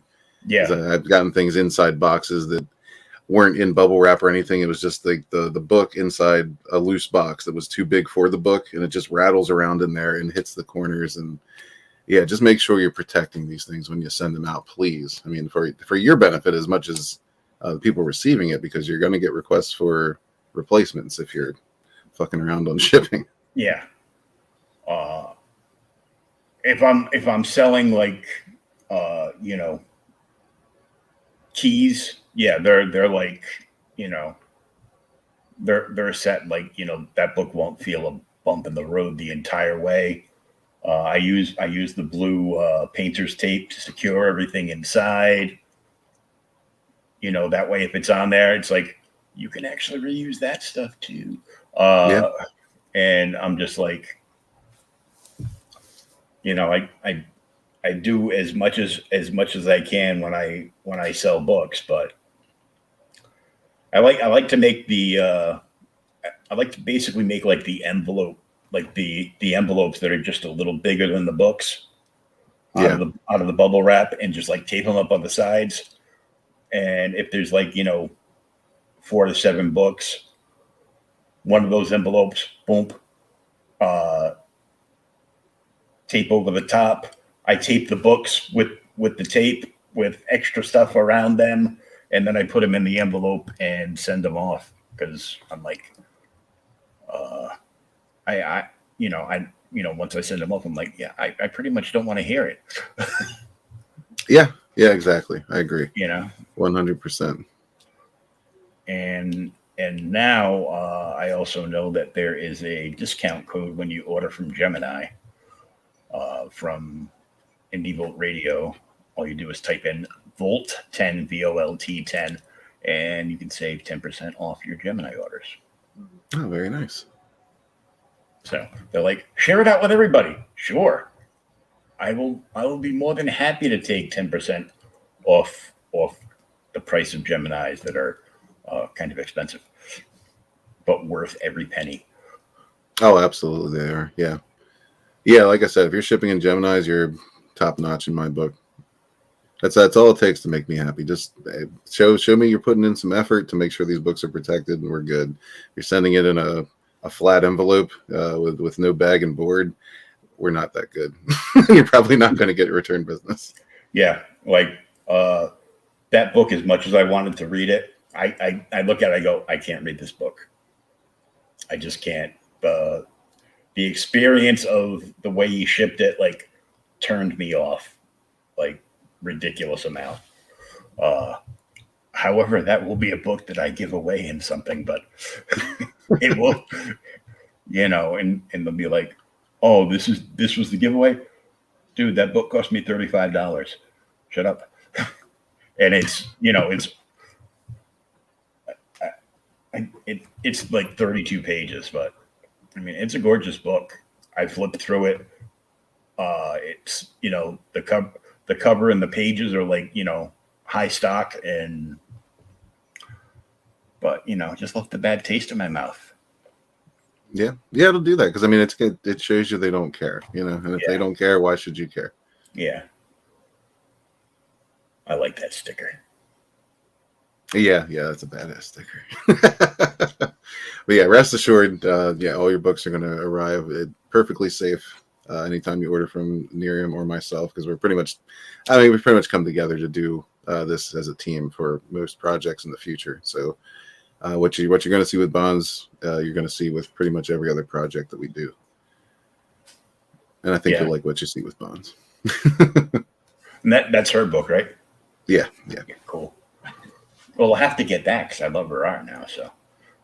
Yeah, her art's amazing, and that's shipping out in the next couple of days. I'm going to start shipping those. Vinny's round magnet design, so it's just the close up of the helmet, and that's just killer. Yeah, I thought that would make a good magnet, and I really wanted to put that on something else because it's such a just a gorgeous image. Oh, 20K would be awesome to hit. Yeah, man, I scoured the internet to try to find. I really wanted to do foil covers at 20K, but man, they're so difficult to find. And the couple of companies I have found that do them look a little sketchy to me, so I'm not sure about them. Yeah, but I'm hoping that's something I can do for future campaigns, because I just love foil covers. Yeah, it's like Tommy and Diego in the back of the van over there in the alley do foil covers. Right. Yeah. And I'm gonna say no. Spot UV looks awesome though. Yeah, it does. It looks gorgeous. I mean, I got the anniversary edition of the Alex Ross Mad Love cover. Mm-hmm. And they did spot foil, so like all the white parts of the cover are like chrome. Oh, nice. Yeah, see, that's the kind of stuff I'd love to do. And I'm like, oh, that's gorgeous. He goes, would you sell that? I go, damn tootin' I would, because I have the original. So I don't care. I don't care about this one. I bought it because I go, ooh, cool, shiny. And then, like, a week later, I looked at my bank account. I go, what the hell did I buy that piece of garbage for?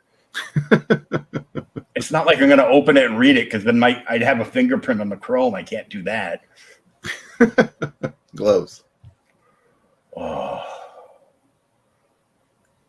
Yeah, I'd love to hit that spot UV stretch goal. I'm not sure that we're going to, but I would certainly love to, because that stuff's expensive. That's why it's such a high stretch goal. Yeah. Oh yeah, it's expensive and it's worth every penny. Absolutely. I mean, especially on these covers. Oh yeah, yeah. I can imagine both of those spot UV. I'm like, oh, all the crystals on Miriam's cover and the weapons, and just the close up on Vinny's cover. Yep. Man. Yeah, that'd be gorgeous. That'd be the shit, man. I'm serious. That'd be so good. Join the universe. Why, yes, I will. Yep, that's just a quick rundown. Summary of what you're getting. Also, if you're not familiar with the Sunsworn universe, if you haven't read the first novel, what I plan to do is put something in the beginning of this book just to kind of get everybody caught up to speed with the universe itself and the events that have happened and where we are now. So you won't feel like you're lost reading this. Yeah, kind of like what has transpired before is... Yeah, like maybe something reminiscent of a Star Wars crawl or something like that, but not obviously in that format, because that would be a ripoff. Yeah, and unless it was the one from the '70s, it would suck. Uh, oh yeah, that's the girl with the unpacking to do. Yep, that's the one. Yeah, what they're doing there, they're communicating. They through their mystical energies, they can not only create gates to teleport through, but they can also create gates to communicate through across the galaxy. So since she's an amethyst wielder and Trip is an emerald wielder, each side of their gates that they're opening show up in different colors on their side. So that's what's happening here. It's color coded for your protection. Oh, dragons, man, I love dragons. I was gonna say real dragons, but I mean, by real dragons, I mean cool dragons, not I want to train your dragon dragons, or Oh yeah, I know exactly what you mean. or Dragon Ball Z. I can't stand that show. I tried to watch it. I have a really good friend that loves that show to death. I go, I love anime and manga, but only certain ones. If it's got the goofy faces and the googly eyes, no, no, I hate that. I suffered through that with the old Force 5 cartoons with like Grandizer and all that, because they had to like kitty him up, and I'm like, you should have left them the way they were. That would have been awesome. Yeah, I agree. I really love Nerium's manga style, like that kind of more realistic style that she does. Yeah, And that's my jam right there. Just kind of a blend between Eastern and Western art styles coming together. I think it's just perfect. yeah. It's like if it can appear in like a sci-fi fantasy film or in the pre-woke Dungeons and Dragons books, that's a dragon. Yeah, and I've always preferred four-legged dragons as well, like the wyvern type dragons. I like them, but I like them as wyverns, not as dragons. Yeah, well, because That's just a personal preference. it's because they're not dragons; they're wyverns. Correct. There is a huge difference. So this is going. You're going to be fulfilling this around October, November. Yep. So We're gonna try to get everything done and sent off to print before September is over. That's our goal right now. So this will be available up through September, and of course you'll be letting everybody know it's coming down on this date. Yep. I'll definitely be overprinting as well. So it'll. I mean, if I had to take a guess, I'd say you probably got till the end of the year, maybe. But I wouldn't chance it. No, there's some things I will wait a long time for. One would be talking to my daughter's mother. Sadly, she keeps calling me because she thinks we're friends. I don't know why. Apparently, she has a lot of unpacking to do. It's crazy. So, what's next for you and the Sunsworn universe next year?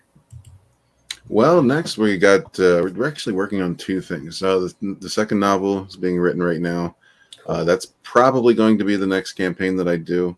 But there's also another spin-off comic that we're working on, which could possibly come before the novel, but I doubt it because Nira's got a lot of work to do, so I don't want to overburden her. So I'd say the second novel is probably going to be the next campaign. It might work out where both of those will be on the same campaign. I don't know, but that's what I'm aiming for. Definitely next year, I want to get both of those out in one way, shape, or form. Maybe together, maybe separately, but we'll see. We're working on a children's book right now. It's going to be called Vivid. That I'm not exactly sure when that's going to launch. Probably see the mailing list for it sometime before the end of the year.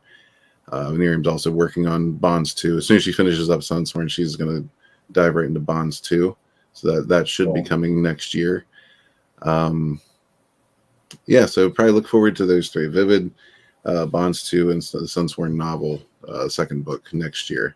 And we're also working on another project that's going to kind of coincide with Bonds a little bit. But yeah, I don't know if we're ready to talk about that one yet because I don't want to make too many promises. You don't want to wake her up uh, out of the porn to Yeah, your ears are probably ringing right now. Like, what the yeah. hell did you just say? I was asleep, but I had a funny burning sensation. What is he talking about that he shouldn't be? Um, so, how does one get their hands on Bonds #1? Oh, that's in demand on Indiegogo right now. Okay, It's cool. Bonds. I'm not sure.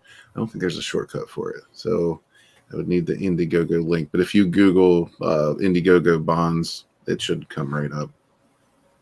BONDS or Z? Yes. S. Okay. It's called Bonds the Drive. It's the first book. And there's going to be multiple books of that.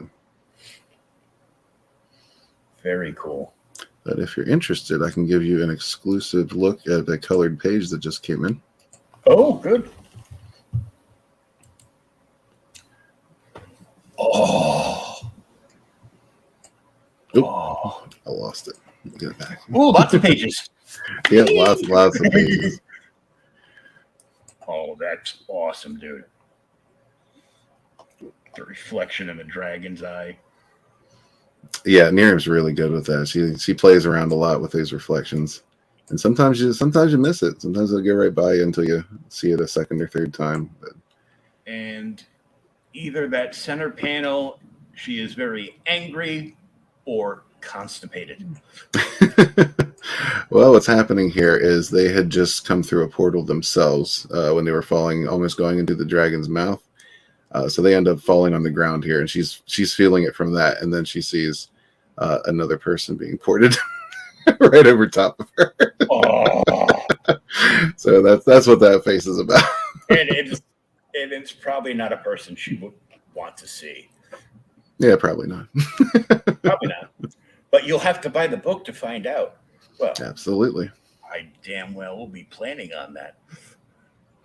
Yep, and this is Minka. This is the Drakor Queen. This is where Aster begins squaring off with her. Sorry, right at the beginning of that battle sequence. Oh, that's just badass. That's just a great shot of him. Get a better feel, of his armor and strength and everything. Just from Right. right there. Yeah, I love that shot. When Nirem presented this, I was like, wow, I can't wait to see that colored. And here it is, first look. Oh, that's killer, dude. I love it. This is awesome. But dragons and magic and weapons. Space Knights. Living room, dining room, arsenal. Yes. It's like, isn't that from Batman '89? Why, yes, it is. Why did you say that? Because it still works, and this page doesn't require me to say, I'm not your Huckleberry. Man. Oh yeah, we were going to turn into the Sugar Chris Red Dress shit show, weren't we? Oh yeah, we were. But before we do that, here's Bonds right here. Oh, cool. So yeah, this is going to be fulfilling real soon. Do you want me to play the trailer? Yeah, sure. Now, I am going to have to get going here in about 5 or 6 minutes because I have another stream to get to. But Oh yeah, that's cool. before I do that, I just want to bring this back up with sound. There we go.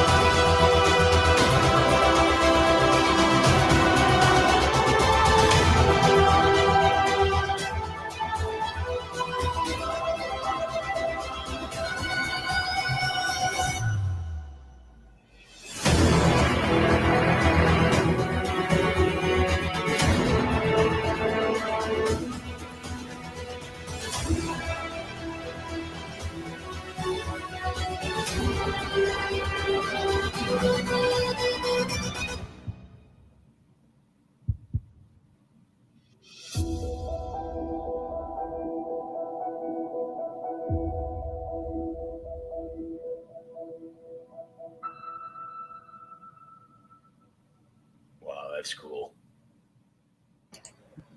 Yeah, this is a great story. Yeah, I've obviously read it all the way through. I've read her summary for pretty much her entire outline for the whole series, and it's gone great places, and it's going to be going places that you're not going to expect it to go. Because there's a few things that took me by surprise. The whole story is about Lena wanting to become a female alpha of a pack, which is pretty much unheard of. But yeah, she's got a lot of trials that she faces. There's no Mary Sue business going on here. And I think it's going to end up in a way that you will not expect. So, Oh, that's a gorgeous cover. yeah, it really is. Wow. I wasn't even thinking about it. We got printed copies of the books. We should put some of those up here on this campaign. Yeah, her art is just killer. Oh yeah.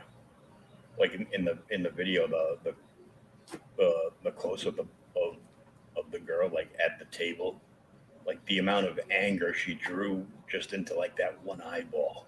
Yeah, and that's a bad bitch too.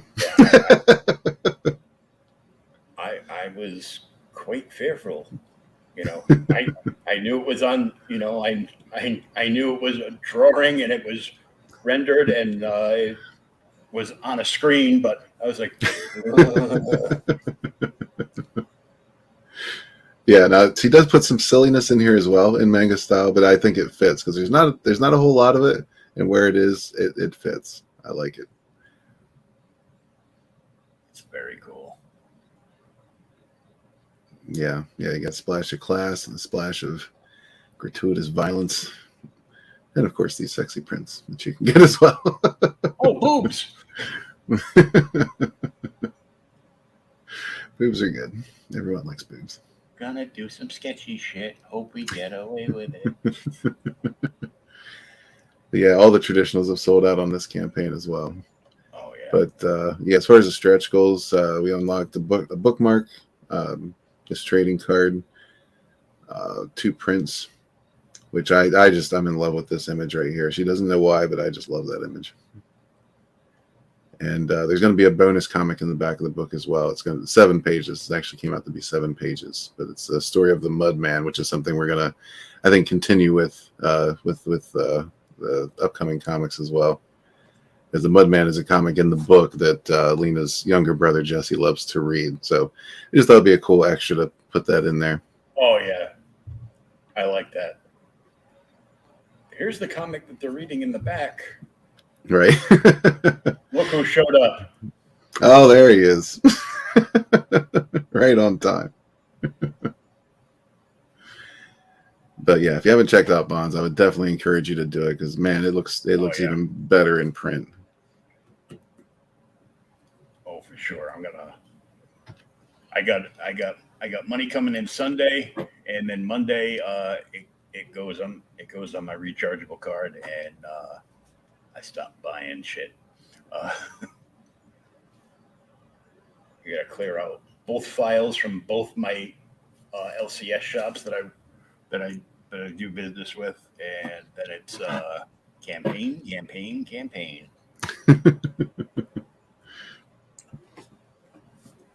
It's like, you're not saving any of that? For what? I at least want to get booked so I can, escape, my everyday life of, oh man, this place still isn't put back together right. Chris is still getting trolled for being in a red dress. Jeez. Yeah, I think he secretly likes it. He enjoys it. You know he does. If he didn't like it, he wouldn't have put that picture of him with his balls hanging in the water of the toilet up on his own stream. Says he got a lot of problems with you people. What is that supposed to mean, you people? Yeah, you people. Fucking racist. He only likes Canadians. How could you, Chris? How could you? You know, what are you going to do when your favorite Canadian moves south of the border? He's going to be another dirty American. Yeah. A dirty American with a cocky French accent. I'm not French. He's the closest to French we have, I think. Yeah. What's up, Fizz Chairzo? What's going on? Yeah, it's yeah, the closest thing to French. For a while I thought Alejandro was French. He does not sound Italian. So I showed that because Pale Rider took the time to make it. That's all. Mm-hmm, mm-hmm. You like it. You're not fooling anyone, Chris. We know you like it.